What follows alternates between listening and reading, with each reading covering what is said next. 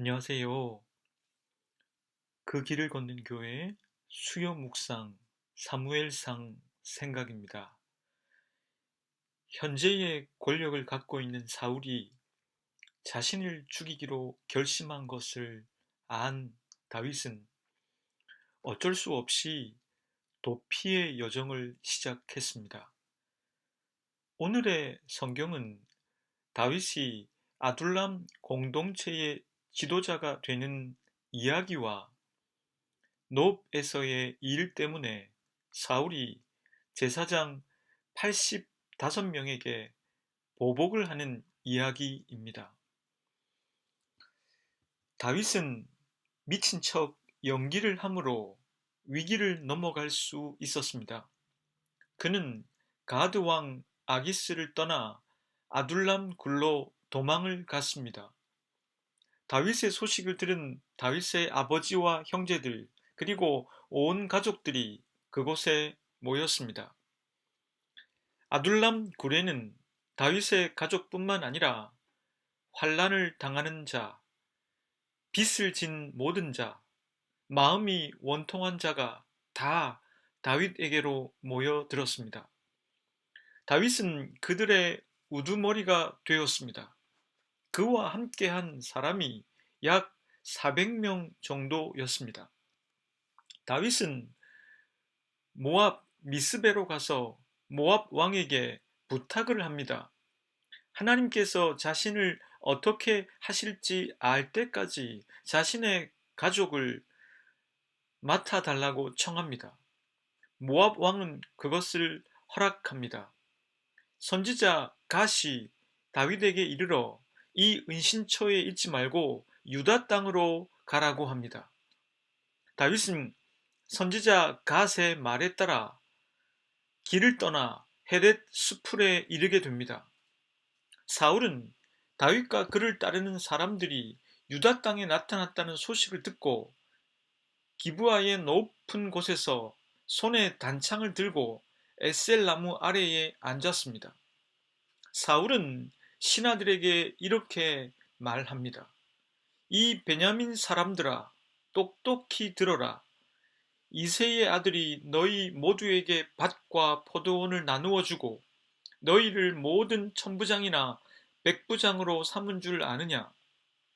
그래서 너희가 모두 나를 뒤엎으려고 음모를 꾸몄더냐? 내 아들이 이새의 아들과 맹약하였음 때에도 그것을 나에게 귀뜸해 준 자가 하나도 없었다. 또 내 아들이 오늘 나의 신하 하나를 부추겨서 나를 죽이려고 매복시켰는데도 너희들 가운데 나를 염려하여 그것을 나에게 미리 기뜸해 준 자가 하나 없었다. 그때 사울의 신하들 가운데 끼어 있던 에돔 사람 도액이 나서서 이렇게 말합니다. 제가 이새의 아들을 보았습니다. 그가 노브로 와서 아히두베 아들 아히멜렉과 만날 때였습니다. 그때에 아히멜렉이 다윗이 해야 할 일들을 주님께 여쭈어 보고 나서 그에게 먹을 것도 주고 블레셋 사람 골리앗의 칼도 주었습니다. 이 말을 들은 사울은 아히멜렉은 물론 노업에 있는 그의 집안 제사장들이 모두 왕 앞으로 오도록 했습니다. 사울은 호통을 치며 이렇게 말했습니다. 네가 왜 이새의 아들과 함께 공모하여 나에게 맞서려고 하였느냐? 네가 왜 그에게 빵과 칼을 주고 왜 그가 하여야 할 일을 하나님께 물어서 그가 오늘날과 같이 일어나서 나를 죽이려고 매복하도록 하였느냐? 그러자 아히멜렉은 사울에게 답합니다.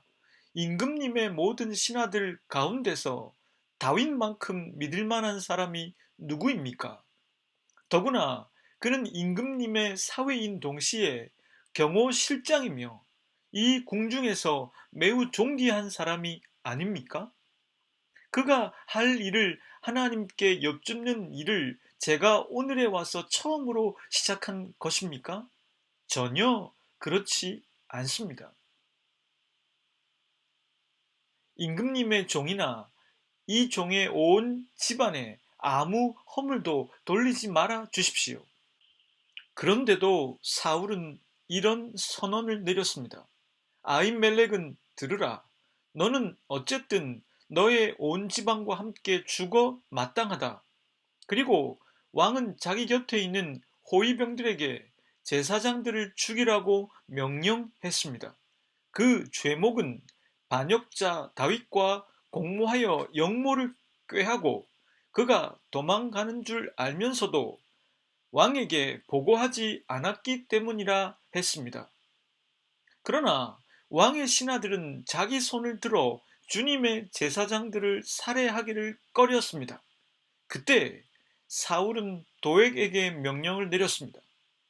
도액은 서슴없이 달려들어 제사장들을 죽였는데 그때 죽인 제사장의 숫자가 무려 85명이었습니다. 사울은 제사장들이 살던 높 땅까지 가서 그곳 주민들을 다 칼로 죽였습니다. 남자와 여자, 어린아이와 젖먹이, 소떼나 나귀떼, 양떼를 가리지 않고 모두 죽였습니다. 이때 아히멜렉의 아들 아비아달은 거기를 피해 다윗에게로 갔습니다. 아비아달은 이 사건의 전말을 다윗에게 전했습니다. 다윗은 아비아달에게 이렇게 말합니다. 그날 내가 에돔 사람 도액을 거기에서 보고서 그가 틀림없이 사울에게 고자질하겠다는 것을 그때 이미 짐작하였소. 제사장 집안이 몰살당한 것은 바로 내가 책임져야 하오. 이제 두려워하지 말고 나와 함께 지냅시다. 이제 나의 목숨을 노리는 사람이 바로 당신의 목숨을 노리는 사람이기도 하니 나와 함께 있으면 안전할 것이요. 이 말씀을 통해서 저는 다음 두 가지의 생각을 여러분들과 해보고자 합니다. 첫째는 아둘람 공동체에 관해서입니다. 아둘람의 지리적 위치는 예루살렘에서 남쪽에 위치한 다윗의 고향인 베들레헴에서도 서남쪽으로 약 20km 지점에 위치한 곳입니다. 그러니 이곳은 이스라엘 지도를 놓고 보자면 예루살렘에서 밑에 지역에 해당하는 남쪽 유다 지역에 해당됩니다. 이것은 사울의 근거지가 된 기브아와 대조를 통해서 생각해 보아야 하는 지역입니다. 기브아는 예루살렘에서 북쪽으로 약 5km 지점에 위치한 곳입니다. 사울은 베냐민 지파에서 나온 인물이며 기브아에 근거해서 왕도를 세웠습니다. 베냐민 지파는 예루살렘의 인접 북방 지역에 위치함으로써 조그마한 지역을 차지하고 있었습니다. 이에 반해 다윗은 자신의 고향인 베들레헴을 기점으로 남 유다 지역에 있었습니다. 예루살렘을 기준으로 놓고 보자면 사울은 북쪽에 그리고 다윗은 남쪽에 기반을 두고 있는 것입니다. 이런 가운데 사울은 자신을 따르는 사람들에게 다윗을 죽여야 하며 동조해서는 안 된다는 논리를 피며 다음과 같이 말합니다. 본문 7절부터 8절까지의 말씀입니다. 사울이 곁에 선 신하들에게 이르되 너희 베냐민 사람들아 들으라. 이새의 아들이 너희에게 각기 밭과 포도원을 주며 너희를 천부장 백부장을 삼겠느냐. 너희가 다 공모하여 나를 대적하며 내 아들이 이새의 아들과 맹약하였으되 내게 고발하는 자가 하나도 없고 나를 위하여 슬퍼하거나 내 아들이 내 신하를 선동하여 오늘이라도 매복하였다가 나를 치려하는 것을 내게 알리는 자가 하나도 없도다 하니. 현재의 권력을 가진 사울은 자신의 권력의 핵심 참모들을 앞에 놓고 위기의 상황 속에서 결속을 다지는 말을 합니다. 자신이 왕이 되어 상대적으로 영향력이 크지 않았던 베냐민 지파와 그리고 기부아의 사람들이 권력의 중심을 잡았다는 사실을 강조해 줍니다. 그들에게 땅을 나누어 주었고 권력의 자리를 주었다고 밝힙니다. 현재의 권력이 나누어 줄 수 있는 권력의 콩고물을 그들에게 달게 먹도록 했다는 뜻입니다. 이게 권력자 곁에 붙으려는 사람들의 이유일 것입니다. 그런데 도망자 다윗의 곁에도 사람들이 붙었는데 그 사람들이 어떤 사람들이었는지 본문 2절은 이렇게 기록해 주고 있습니다. 환난 당한 모든 자와 빚진 모든 자와 마음이 원통한 자가 다 그에게로 모였고 그는 그들의 우두머리가 되었는데 그와 함께한 자가 400명 가량이었더라. 다윗에게 온 약 400명의 사람들은 사회적 억압과 학대를 당하는 사람들이었습니다. 이들은 사회적 약자였습니다. 빚을 진 자들은 합법적인 금융업을 뜻하는 말이 아니라 고금리의 고리 대금업을 뜻하는 단어로 채권자에게 진 빚 때문에 종살이를 하다 도망친 자들을 뜻합니다.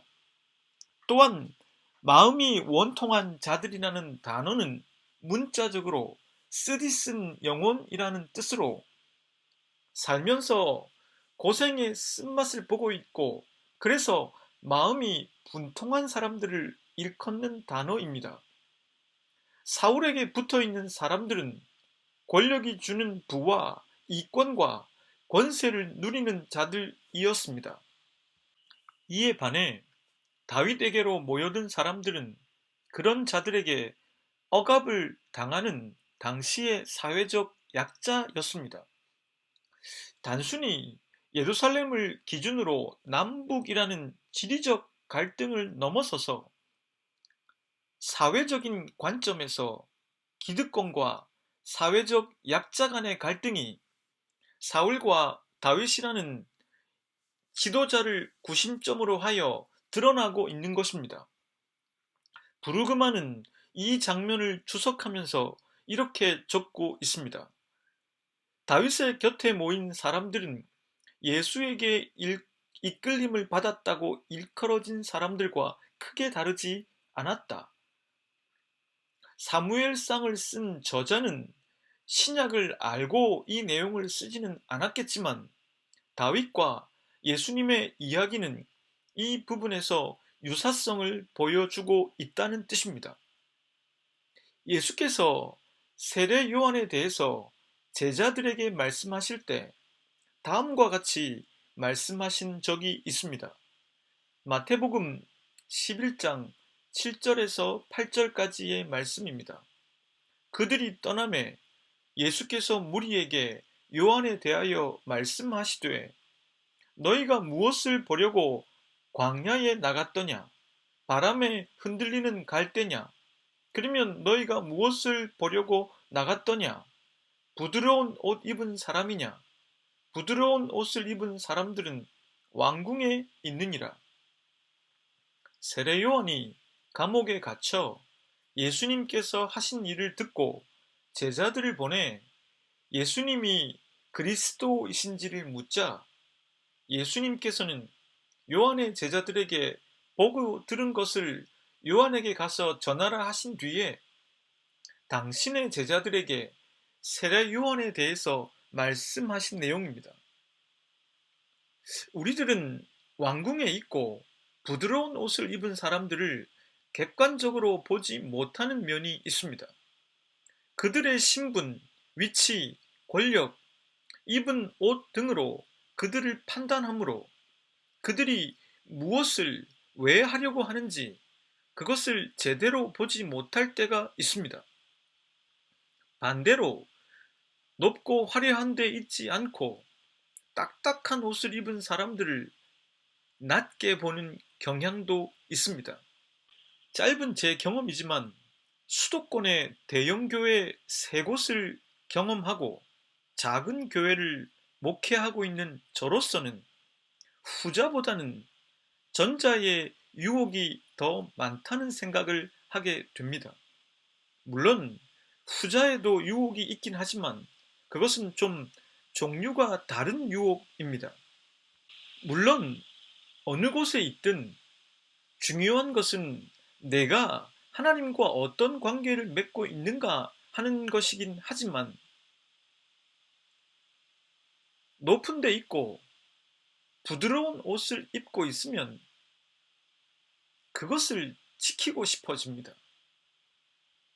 나중에는 하나님의 뜻을 구현하는 것이 아니라 내가 갖고 있는 그것을 지키는 게 목적이 되어 버릴 수가 있습니다. 그것을 지키기 위해 나의 라인을 만들고 내 사람들을 끌어모으게 됩니다. 이때 사람들은 가능한 힘이 있고 권력이 있어 내게 도움이 될 만한 사람들을 곁에 두려 하게 됩니다. 약자의 한탄과 신음소리에는 더 이상 그래서 공감이 가지 않습니다. 이것은 역기능적인 공동체의 모습입니다. 권력을 얻고 싶었던 도액이 사울의 옆에 딱 붙었던 것도 같은 이유가 아니겠습니까? 어쩔 수 없이 아둘람 굴에 도망을 간 다윗은 거친 옷밖에 입을 수 없었습니다. 그는 더 이상 잃을 게 없었습니다. 그래서 그는 하나님께 의존할 수밖에 없었습니다. 그런 다윗은 약자의 소리에 귀를 기울일 수 있었던 사람이었습니다. 그래서 마치 자석이 당기듯이 그들을 당길 수 있었습니다. 사무엘상의 저자는 그의 은신처로 선지자 갓이 와서 이제는 유다 땅으로 가라고 전해 주었다고 적고 있습니다. 이것은 다윗이 하나님의 인도하심에 의존할 수밖에 없는 처지였다는 것을 표현해 주는 것입니다. 우리가 어디에 있든 무엇을 하든 내 신분과 위치가 어떻게 변하든 상관없이 동일하게 하나님의 뜻을 구할 수 있는 그런 나를 유지할 수 있는가 하는 것이 바로 관건입니다. 둘째는 그렇게 하나님의 뜻에 인도하심을 받은 다윗과 그것이 실종돼 버린 사울은 어떠한 대조를 보여주고 있는가 하는 점입니다. 저자는 우리가 쭉 살펴보고 있지만 계속적으로 사울과 다윗을 대조하는 방식으로 성경을 써 내려가고 있습니다. 악마는 디테일에 있다 라는 말이 있습니다. 언뜻 보면 대충 보면 선인지 악인지 잘 모르겠는데 꼼꼼히 따져보면 그 안에 숨은 악을 발견할 수 있다는 말입니다. 사울이 하는 말을 대충 들으면 다윗은 반역자이고 진짜 죽여야 할 대상으로 보이지만 사울이 하는 말을 꼼꼼히 따져보면 그의 말에는 왜곡과 오류가 있다는 것을 확인할 수 있습니다. 사울의 신하들은 다윗과 더불어 더 잘 살 수 있다고 생각한 적이 없었습니다. 사울의 신하들은 사울에 반대하기 위해서 다윗과 공모한 적도 없습니다. 다윗에 대한 정보를 그들이 차단한 적도 없습니다. 문제는 그들이 다윗에 대한 비밀스러운 정보를 전혀 알지 못했다는 것입니다. 또한 아히멜렉이 다윗에게 먹을 것을 주고 골리앗의 칼을 준 것은 사실이지만 다윗이 사울을 칠 수 있도록 도와준 적은 없었습니다. 하나님의 뜻이 인도하는 대로 살아가는 그 태도를 상실해버린 사울은 자신의 정당성을 말하지만 그의 말은 왜곡돼 있으며 오류를 가지고 판단하고 결정하는 우를 범하고 있습니다. 그런 사울은 결국 하나님의 뜻을 물어야 할 85명의 제사장들을 한 번에 죽이는 사륙을 저지르고 말았습니다. 이것은 사울이 얼마나 하나님의 뜻에 관심이 없는 사람인지를 말해주고 있습니다. 이에 반해서 다윗은 아비아달이 전해주는 이야기를 들으며 이렇게 말합니다. 본문 22절부터 23절까지의 말씀입니다. 다윗이 아비아달에게 이르되 그날에 에돔 사람 도액이 거기 있기로 그가 반드시 사울에게 말할 줄 내가 알았노라. 네 아버지 집의 모든 사람 죽인 것이 나의 탓이로다. 두려워하지 말고 내게 있으라. 내 생명을 찾는 자가 네 생명도 찾는 자니 네가 나와 함께 있으면 안전하리라 하니라. 하나님의 뜻이 인도하는 대로 나아가고 있는 다윗은 사실을 왜곡하거나 과장하지 않았습니다. 자신의 잘못에 대해서 있는 그대로 직시했습니다. 자신이 아히멜렉에게 거짓말을 했고, 그래서 아히멜렉과 85명의 제사장들이 목숨을 잃은 것에 대해서 자신의 책임임을 고백합니다. 또한 도액이 사울에게 알릴 것을 알았음에도 그 문제를 관과한 것에 대해서 책임을 통감했습니다. 다윗은 자신의 부주의로 인해서 그와 같은 살인극이 벌어졌다고 인정하고 있는 것입니다. 다윗은 400명의 지도자로 서 있었지만 자신의 잘못을 가리기 위해서 그 권력을 사용하지 않았습니다. 오히려 그는 자신의 잘못을 인정했고 아비아달의 안전을 보장합니다. 나중에 다윗이 왕이 되었을 때 사독과 바로 이 아비아달을 제사장으로 기용합니다. 사울과 다윗의 이야기는 사람 사는 세상에서 자주 보는 모습입니다. 또한 우리 안에 있는 두 모습일 수 있습니다. 더 이상 하나님을 경외하지 않으므로 하나님의 뜻을 듣기 위한 통로가 되어야 할 제사장 85명을 죽이는 사울은 자신의 정당성을 스스로의 권력을 이용해서 만들어갈 뿐입니다. 그러나 사울의 신하들조차도 그런 그의 정당성 없는 명령을 따르려 들지 않습니다. 오직 도액 같은 사람만이 사울의 명령을 따를 뿐입니다. 하나님을 경외함으로 하나님의 뜻에 따르는 다윗은 그것에 기초한 인격으로 자연스럽게 정당성을 얻고 있습니다. 하나님께 대한 바른 태도를 가지면 봄이 오면 꽃이 피듯 그렇게 자연스럽게 내 삶의 소중한 것들이 피어나기 시작합니다. 여러분들이 말을 할 때 왜곡과 과장이 나오거든 오늘의 말씀을 한번 떠올려 보시기를 바랍니다. 함께 기도하겠습니다. 하나님, 저희들이 하나님을 향한 바른 태도인 믿음, 겸손, 당신의 뜻을 기다림 등을 가질 수 있기를 기도합니다. 사울과 다윗의 차이를 보면서 저희들의 모습 속에도 그런 면들이 있음을 보게 해 주옵소서.